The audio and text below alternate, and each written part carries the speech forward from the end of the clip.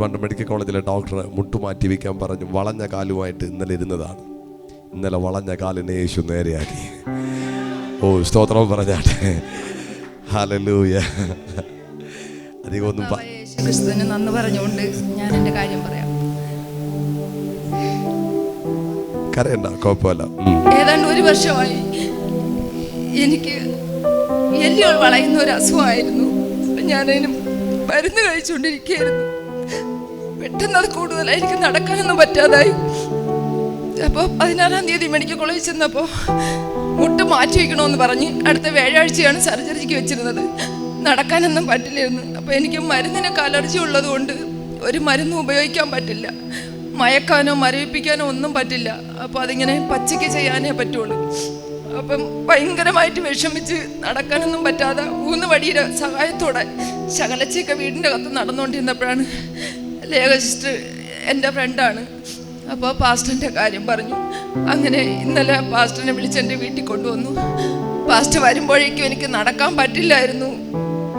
ഷെറിൻപോളും പാസ്റ്ററും കൂടെയാണ് വന്നപ്പോഴേക്കും ഞാൻ വടി കുത്തി ശകലച്ച ഇങ്ങനെ എഴിഞ്ഞ് നടക്കത്തേ ഉള്ളായിരുന്നു. കർത്താവിൻ്റെ അത്ഭുതം എന്ന് തന്നെ പറയാം. പാസ്റ്റർ എനിക്ക് വേണ്ടി പ്രാർത്ഥിച്ചു. പക്ഷേ ആ നിമിഷം തന്നെ എനിക്ക് എഴുതി നടക്കാൻ പറ്റി. കരങ്ങളെ അടിച്ചു ദൈവത്തിന്റെ മഹത്വം കൊടുത്താൽ, യേശുവിന്റെ മഹത്വം കൊടുത്താൽ. ഇപ്പോ ഞാൻ 2 കാലിൽ നേരെ നടന്നാണ് ഇവിടെ വന്നത്.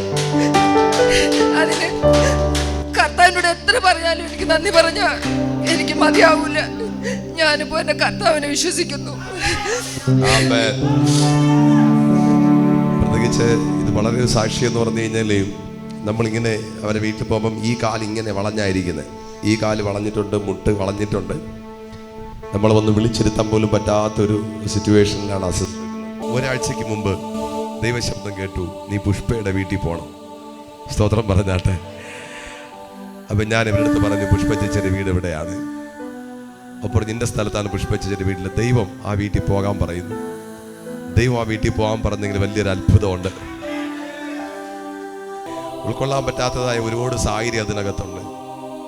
സിസ്റ്ററിന്റെ പെയിനും അസ്വസ്ഥതയും കണ്ടിട്ട് ഒരിക്കൽ ആ കുറുക്കിലുള്ള ട്യൂമർ എങ്ങനെ നോക്കിയായിരുന്നു? കുറുക്കിലുണ്ടായിരുന്ന സാധനം കട്ടി കുറുക്കിലുള്ള ട്യൂമർ ഇല്ല. കുറുക്കില് ഒരു മുഴ ഉണ്ടായിരുന്നു. അപ്പോൾ എനിക്ക് അത് ഒരിക്കൽ ഓപ്പറേഷൻ ചെയ്തു. നിംസിലാണ് ചെയ്തത്. മരവിപ്പിക്കാനൊന്നും പറ്റില്ല. വെറുതെ പച്ചയ്ക്ക് സാധാരണ നമ്മൾ വെട്ടിമുറിക്കും പോലെയാണ് ചെയ്തത്. കാരണം മരുന്നൊന്നും ഉപയോഗിക്കാൻ പറ്റാത്തതുകൊണ്ട്. പക്ഷെ ഇപ്പം വീണ്ടും ഒരു വലിയ ഓപ്പറേഷൻ അതിന് വേണമെന്ന് പറഞ്ഞാണ്. പക്ഷെ ഇന്നലെ മുതൽ അതിനെയും കാണാനില്ല. സ്തോത്രം.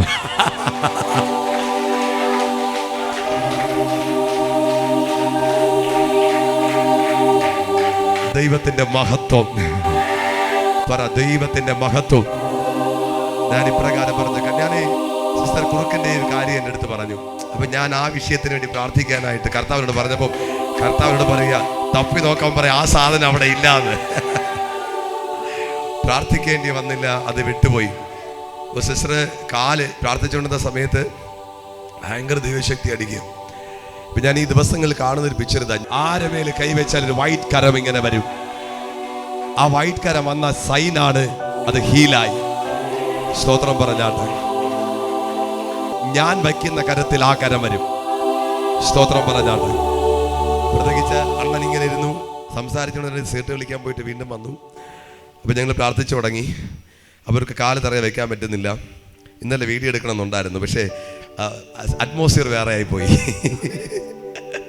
ഊന്നുവടിയൊക്കെ അവിടെ ഉണ്ടായിരുന്നു. അപ്പോൾ എണീറ്റ് നിന്നു. അപ്പം ഞാൻ ലേഖനോട് പറഞ്ഞു, ആ വളഞ്ഞ കാലിനെ പിടിച്ചു നേരെ വെക്കാൻ പറഞ്ഞു. എന്നിട്ട് ഞാൻ കർത്താവ് പറഞ്ഞു, കർത്താവേ ഈ കാല് ഈ ലോഡ് എടുക്കണം.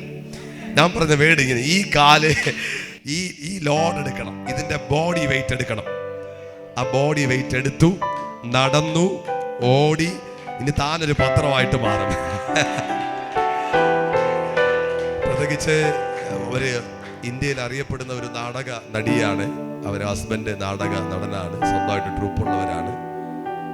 എത്ര സിനിമയിൽ അഭിനയിച്ചു സിസ്റ്ററെ നിങ്ങള്? സിസ്റ്ററെ 2 സിനിമയിൽ അഭിനയിക്കുന്ന ഒരു ആർട്ടിസ്റ്റാണ്. പക്ഷെ ഉള്ളതെല്ലാം നഷ്ടപ്പെട്ടു പോയി. ഇനി യേശുവിന് വേണ്ടി ജീവിക്കും. ഞങ്ങൾ ഇന്നലെ പ്രാർത്ഥിക്കുമ്പോൾ ഈ കാലിൽ ഭയങ്കര നീരാണ്, ഞരമ്പെല്ലാം പിടച്ചു കിടക്കുന്നുണ്ടായിരുന്നു. ഇന്ന് നീരില്ല, ഞരമ്പ് പിടച്ചിട്ടില്ല.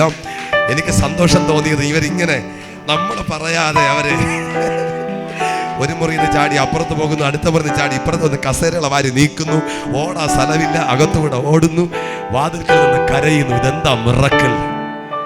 പറ, യേശു ഇന്ന് ജീവിക്കുന്നു, യേശു ഇന്ന് ജീവിക്കുന്നു.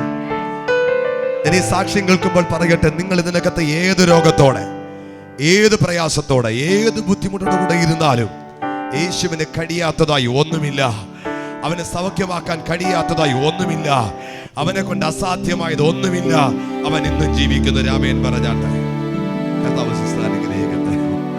ഹല്ലേലൂയ. കർത്താവിന്റെ വിശ്വസ്തതയ്ക്കായി ഞാൻ ദൈവത്തിന് നന്ദി പറയുന്നു. ഈ കർത്താവ് നിങ്ങളിലും വലിയ കാര്യങ്ങൾ ചെയ്യും.